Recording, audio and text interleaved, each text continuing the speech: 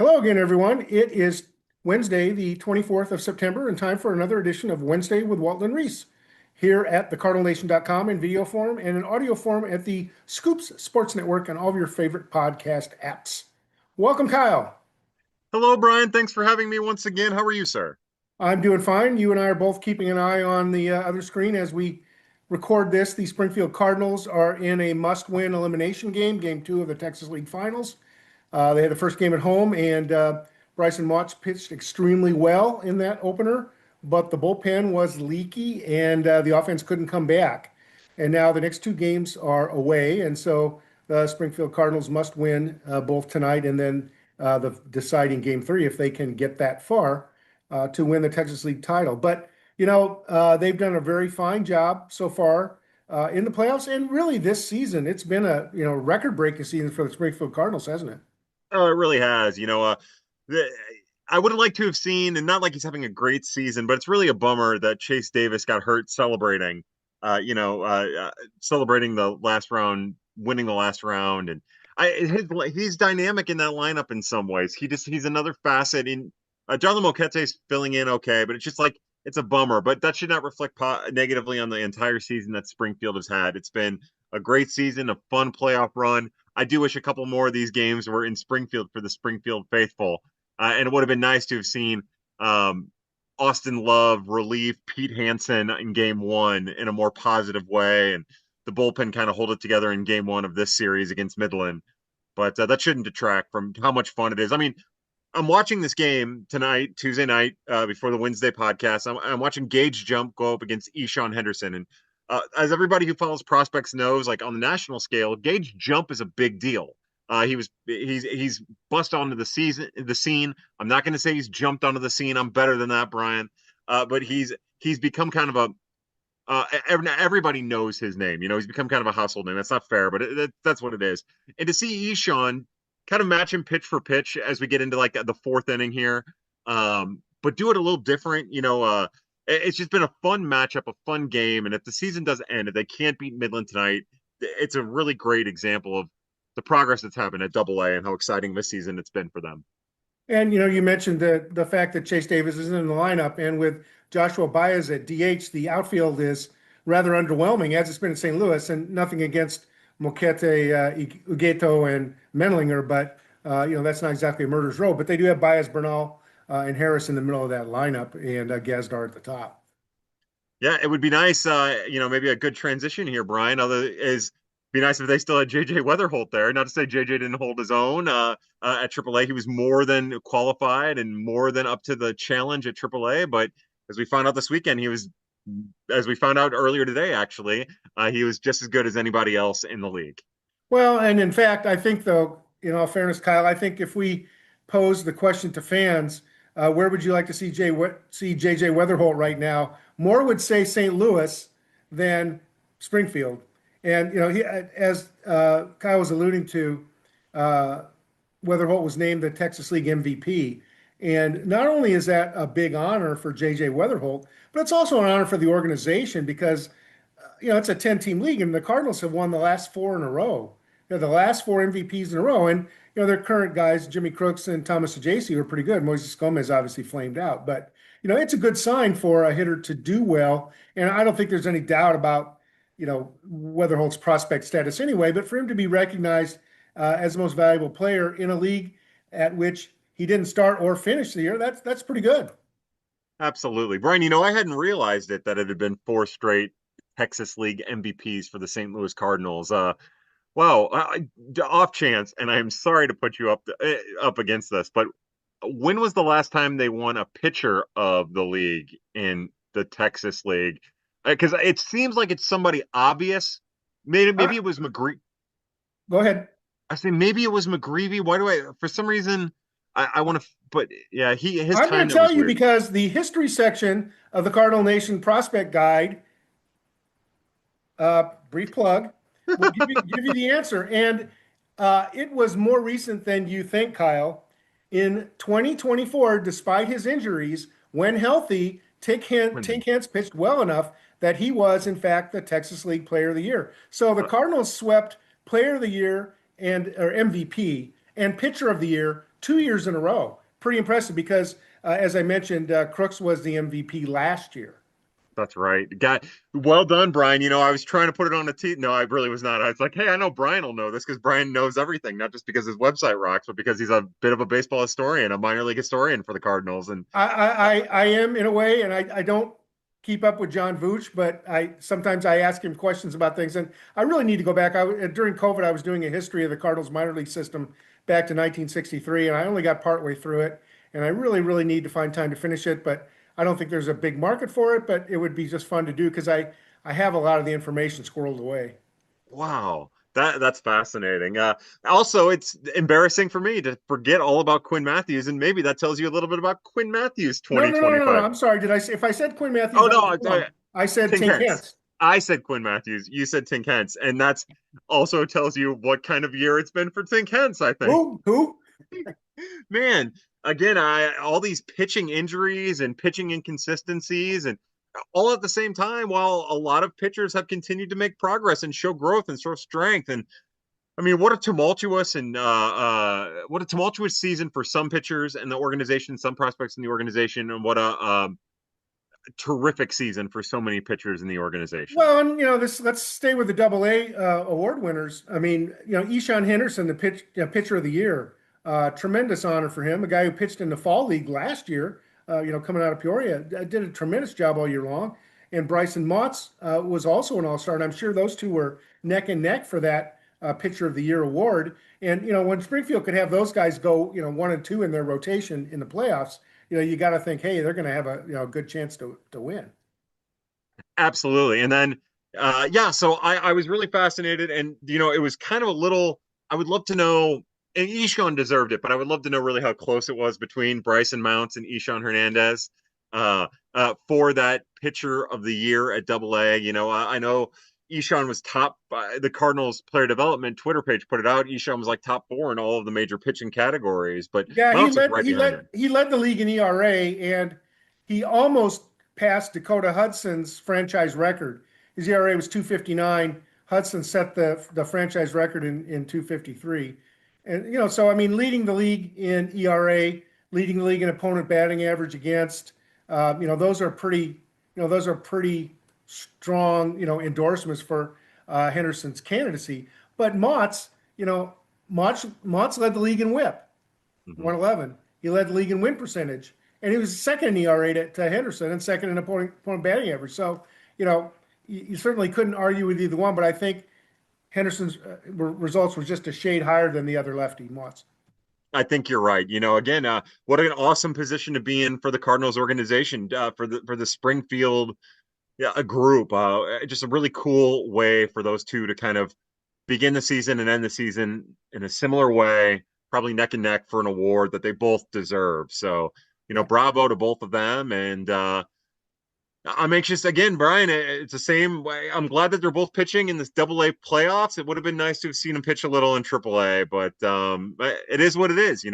Well, they need to bring home a title. That would make it all worthwhile. Yeah. The other All-Star, of course, we talked about Weatherholt being also the MVP. And by the way, this is a wordsmithing thing, but I'm going to get on my soapbox for just a minute. They call them postseason All-Stars. And the reality is, back in the days when they had an All-Star game, they had midseason All-Stars and postseason All-Stars. And midseason All-Stars were um, less of an honor because there were two full teams in the league. Whereas a postseason All-Star, they basically build one team, so it's much more exclusive. And the Cardinals had the 4 All-Stars, the MVP player of the year, and then of course Motts, but also Joshua Baez is a postseason All-Star, and again, very, very deserving. Led Springfield with home runs and stolen bases, and had a fantastic year, a comeback year for the 2021 second rounder. Yeah, and probably almost certainly earned himself a 40-man spot too in the process, you would think. Uh, you just can't say enough about the progress that Joshua Baez has made. And I know that right now it's a really hot thing to throw around that he's a 20 home run, 52 stolen base guy. I love that. I'm anxious to see how that develops and progresses as his career does. I'm anxious to see how he does with continued health, with more growth in the corner outfield, even or maybe even in center. He might get more time in center. And what a AAA season looks like for him. But yeah, dating back to maybe one of the first shows we did, Brian, he was a question mark. We both kicked around what it might look like, what his season could be, and he's done everything that you could ever hope for him to do in the shortest period of time imaginable. So And bravo to still, him. still very young, relatively speaking. He's a high school guy out of the Northeast, out of the Boston area, and it probably took him a little while longer than he hoped to, bring his game up to the right level. But I think definitely Joshua Baez is a huge candidate to be added to the roster, and certainly will be in that should be in that Memphis outfield next year. Another thing with Baez, I'm really excited to see how he continues to unlock himself. If he can unlock himself, like there's just that's such a raw talent. And it also speaks to why a lot of organizations you have to take a shot with athletes that are that athletic and that big and that strong, because sure, it might take them a while to develop and they probably will never develop, but then all of a sudden you get a kid who understands and things click, and their immense talent, their raw abilities, their latent athleticism, it all comes out, and it comes out loud and in a big way. And that's, again, you bring up Moises Gomez, like that's a different thing. Gomez was still striking out too much, still swinging at too many pitches, even when he won the Texas League MVP. But that was athleticism. It took him a while to get to his athleticism, and then he just got too big and started swinging it too much. And that could happen with Baez, but Baez goes about it different, which makes you more excited for Baez's potential as opposed to someone like what we saw to Moises Gomez, who deserved the excitement but just never realized it. And there was a fifth award for Springfield that was announced on Tuesday as well, and it's a very prestigious honor, and that's Manager of the Year for Patrick Anderson. Patrick Anderson moved up from Peoria, very well respected, experienced manager. He's has over 700 career wins, but with Springfield this year, they won 43 games in the first half, 45 in the second half, 88, most in franchise history by a lot. I think the previous record was like 80, something like that. Mm-hmm. So tremendous year, and of course, very balanced hitting and pitching. And it was just the second time in the history of the team that they won both halves of the season, which is a major honor considering all the turnover that goes on in the minor leagues to win that consistently with players coming in and players going out. A nice job by Patrick Anderson in Springfield. I think they found a great spot for him. That Peoria, the development that's supposed to happen at Peoria can be tough. It can be tough love. It can be a tough environment, not just the hitting or pitching or any of that stuff. I'm just saying that's not an easy level to coach. I think Double A is a great fit for him. I think it's a better fit for him than High A is, just because of like the maturity that comes with a lot of Double A players. You're getting a little older, and I think that suits his managing style better. And I think that bore itself out in the 2025 season, much like with Mr. Kendall down at Palm Beach. His nurturing style of coaching, his teaching style of coaching is just so good at that level. I think Patrick Anderson's drive, his determination, maybe some of like not like military aspects, but some of his more put the thumb on the players, hold them accountable. He could no, he's a tough love kind of guy, but Exactly. but he has the respect of the players, and I think that's you've got to be that. You can't just be everybody's buddy all the time. Patrick Anderson did a good job, but to the point you made about Peoria, it's a second year in a row no Peoria Chiefs were named Midwest League All Stars, and that's kind of tough. But some of the guys in Peoria who did well, like a Joshua Baez, got moved up, and others like Daniel Ortiz and Reniel Rodriguez and Savakul didn't get there soon enough, really to help Peoria in the second half. So, I don't think it was necessarily an indictment on the organization, but that Midwest League has been a tough place for players to stand out the last few years.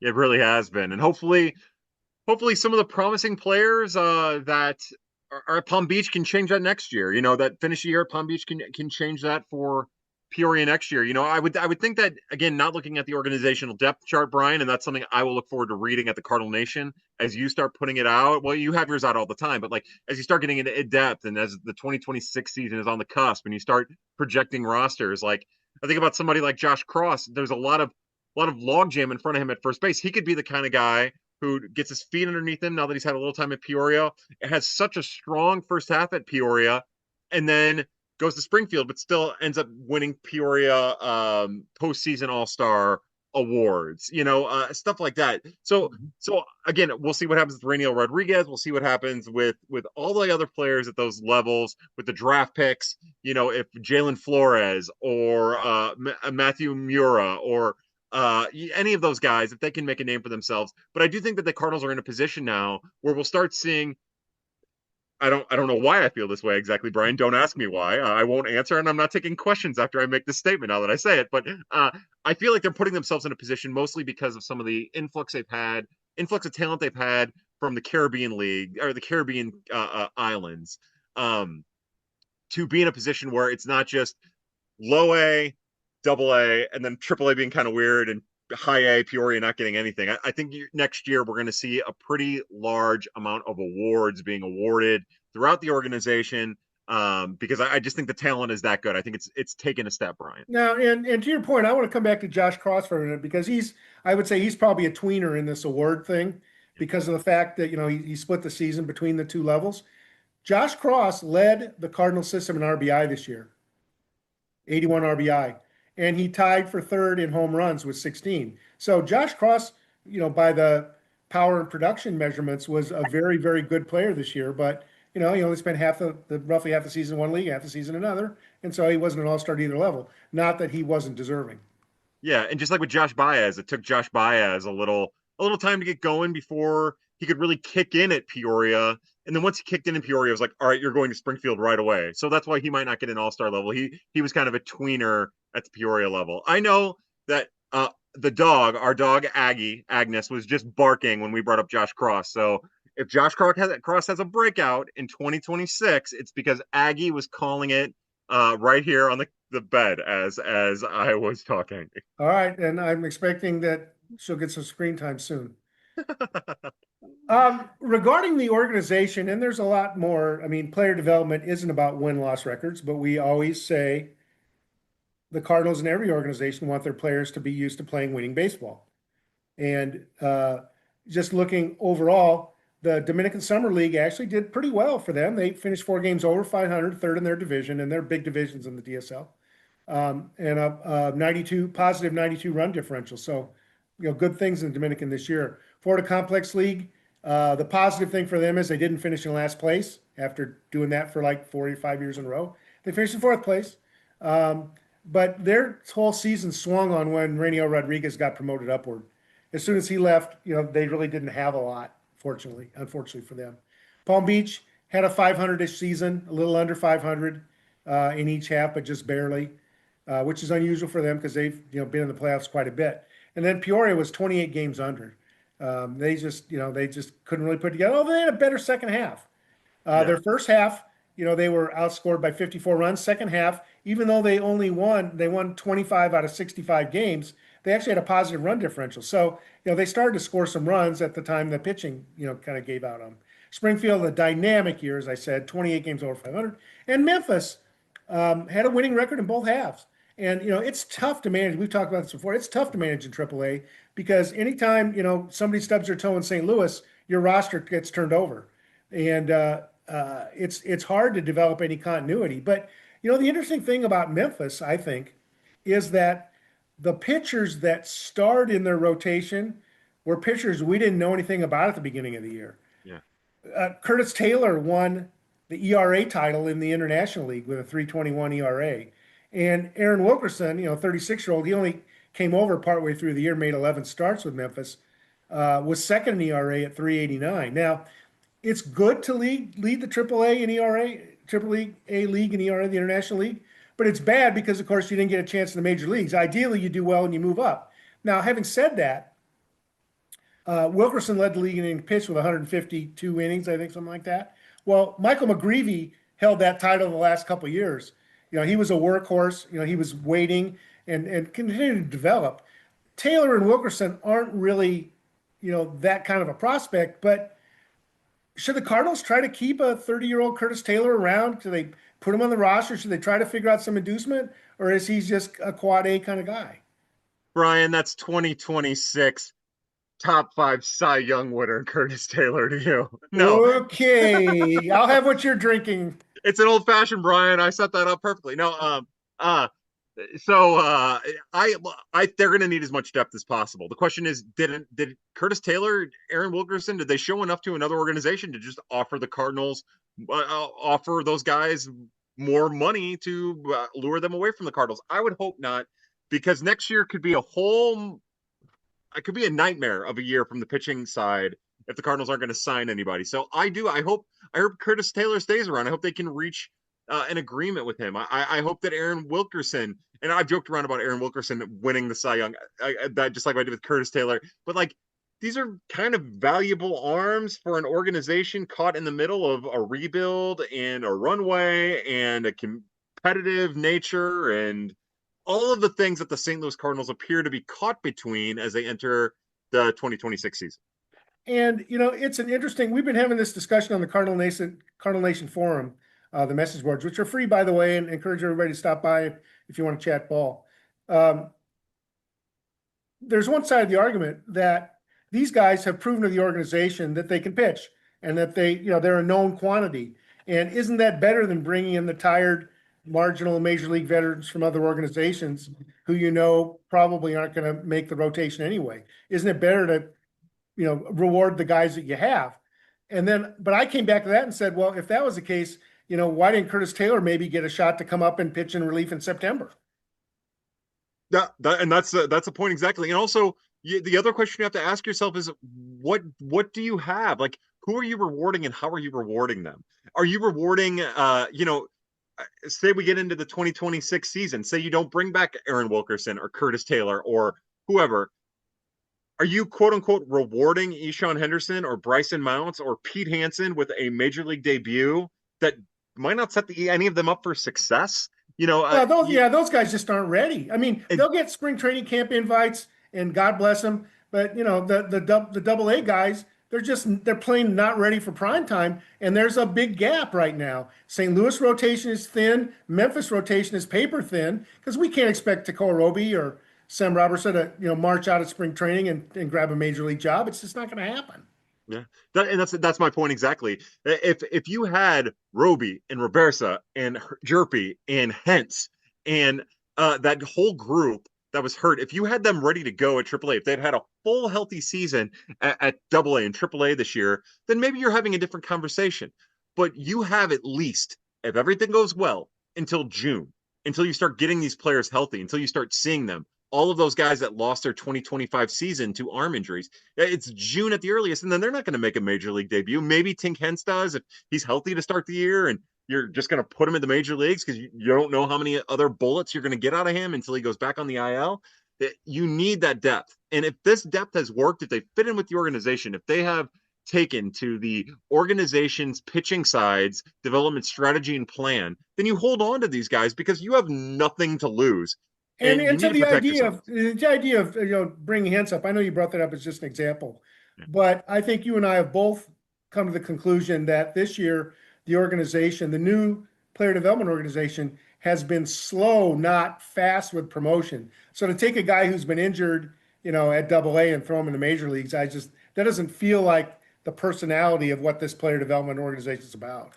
Yeah, Brian, that's a great point. And then to your point, to add on to that, it probably breeds itself to get used to more Aaron Wilkersons, get used to more Curtis Taylors. Probably Curtis Taylor more than Aaron Wilkerson. We know that Chaim Bloom and his group have a really not a direct line to the driveline guys, but we know that they're tight with the driveline guys. So I would keep an eye on all of the driveline Twitter accounts and all the people associated with driveline because more than likely, just like with Curtis Taylor and Zach Weiss, you'll see those guys flash some improvements. They'll start talking about different shapes on their pitches, and then don't be surprised if a lot of those guys, not a lot, that's ridiculous, but a couple of those more guys, of them. Yeah, you get 2 or 3 guys who will find their way into the organization as a wild card, similar to what Curtis Taylor was entering this season. And again, we're on the theme. We know player development's a big deal, but it's going to take time. It's going to take time for the Doyles and all to reach the major leagues and contribute. And in the meantime, a way that you can try to accelerate progress is to go non-creative or non-traditional and get creative in trying to find guys in other ways that maybe have had chances elsewhere but have improved their game. Because the whole thing about going to driveline, of course, is to accentuate your strengths and make yourself more valuable to a major league organization. And the guys you mentioned, Weiss and Taylor, are perfect examples of that. So yeah, that should be very interesting to watch. And in most cases, they're going to be guys that you don't have to pay a lot for. And you give them you give them a good minor league salary and an invitation to major league camp, and that's probably what they're looking for. Absolutely, Brian. And I'll be honest, with that hole in the organization, that paper thin kind of pitching hole, those guys are might be what we have to get excited about in the immediate. We'll get to learn about them at least, and that's exciting to me. Look, the pitching side of the organization is weird. It's weird right now, in part because of the way guys have developed, and also because of injury. And with the Cardinals not really looking to spend much money, they're going to be bargain hunting, and they're going to be trying to find their market efficiency. So here we go, Brian. Here we go. We're about ready to enter an off season with a lot of question marks and a lot of intrigue that I can't wait to talk to you about. And in future episodes, we'll be talking about the 40-man roster because, of course, that's the way to ensure you keep a guy from this year to next, right? Put him on the roster. But there are some players that need to be protected beyond Crooks and Prieto, who've already been added. Nick Riquet was also added, but you don't know. There's certainly some guys on the back end of the 40-man that may or may not stay on. Ciani, Koperniak had an okay year. He started off terribly. But he hasn't really sniffed the major leagues. Nathan Church kind of passed them both. So that's something we'll certainly be getting into in this offseason, along with a lot of other news. Any update on Springfield before we sign off? All right, Brian. It's currently 3-2 in the bottom of the fifth. Eshawn Henderson just let up a 3-run. Well, he didn't just. He in the top of the fourth, he let up a 3-run shot. And then Springfield in the bottom of the fourth chipped away, added 2 runs. Leonardo Bernal got a triple that drove in a run. Dakota Harris drove in Leonardo Bernal from third. And here we are in the top of the fifth, 1 out, and Eshawn Henderson is back up on the mound. I was kind of surprised. He struck out he just struck out a batter for the second out. But it's the little bit I've been moving the screen and keeping an eye. He's been delaying his motion a little bit more frequently than I've ever seen him. Like he'll take that first step back out of the windup and he'll kind of like wiggle his hips and try to throw off timing. And every time he's done it, he's missed the strike zone. He hit a lefty in the second inning, I think, and there in the fifth inning, he missed high. So I don't know if that's something that he's working on, or maybe he's worried that he's tipping a pitch or something. But it doesn't seem like it's working for him from a command standpoint just yet. Hmm. But yeah, Well, look at we're in the fifth inning, top of the fifth, 2 outs, and a 3-2 barn burner. and Eshawn Henderson's already thrown, I don't know, he's approaching 150 innings this year. So again, not making excuses, but these guys have played their first really truly extended season as professionals, and they're probably learning a lot about their bodies. Yeah, I want to say one thing real fast. I feel like I might have been underselling Miguel Ugueto just a little bit. Now I'm not saying he's going to be. Arizona Fall League invitee Miguel Higueto. So Brian, let me tell you, when they and we kind of talked, but when they announced him, I was just like, oh my god, oh my gosh, what are we doing here? And so I spent a little bit of time over the last week or so, dialing in, going to his baseball reference page, looking at his game logs, following it, and then kind of diving in. And there's a potential to be like a fourth or fifth outfielder there. Like he kind of reminds me in some ways of Richie Palacios. Kind of, but he's Tampa a Bay better Rays, center. Richie Palacios. That's right. We got to find a team's Andrew Kittredge is what we need to do. But like there is some really good athleticism. He's a pretty good center fielder. Like he can really cover some center field. He's got good bat speed. He kind of hits the ball on a line a lot. I don't know. Like again, I don't think that this is a piece of a rebuild. I just think that he might have a little bit livelier, a little bit wilder of a bat than Nathan Church. Not as good of a defender, but kind of built in that fourth, fifth outfielder kind of mold. So if you told me that he made it through and made a major league debut and went 0 for 3 and had a Nick Raquette major league debut, if you would have told me this 2 weeks ago, I'd have been like, "There's no way, come on." And now that I've dug in, I wouldn't be surprised. So in 2 weeks, the Arizona Fall League will get underway. And of course, Kyle and I will be talking about here. We have daily game recaps as well, the players down there. I'll also be down there, and I'm going to make it one of my to-dos to meet Miguel Ugueto and see if I can interview him. as I did Bernal and Church and all the other guys that were down there last, so JC and all the other guys down there last year. So Miguel Higuita is a guy to watch this fall in the fall league. All right, with that, we will, I guess, close. Any other things you wanted to discuss? Any homework assignments you did this week that you want to brag about, or? No, that's I like to unveil the homework assignments as they come up in conversation. There's no telling what I'm going to get into. My favorite thing about the end of the year is, and I actually have kind of an open weekend this weekend a little bit, so I should be able to get in. But when you get to the end of a minor league season, that's usually when I do my best work, which of an entire pot of poor work, I would say my best work. And it's because sometimes you do your best discoveries in retrospect, right, Brian? Like when you're living in the moment, sometimes the moment compounds and compounds and compounds, and it's hard to separate. It's hard to draw that stuff out. So to go back and maybe overanalyze a bad start or underanalyze a good start, or try to find trends. Like that'll probably be how I spend my next couple of weeks when it comes to my free time. So, Cool. yeah, I'm will gonna say. start writing season recaps. I'm gonna recap all the hitters and pitchers, the results across the system, and then we'll get into our team recaps by level, and then players of the year by level, and then do players of the year at the system level, pitchers of the year, manager of the year, etc. As we do, and that'll carry us through October and into November when we'll start to unveil the Cardinal Nation Top 50 for 2026. So a lot going on. Look for new content every day. We're going to continue to deliver it, and of course, we'll be here every Wednesday as well. Kyle, thank you for another fun week, and hopefully Springfield will bring home a title. All right, Brian, thank you. All righty, talk to you next week, folks.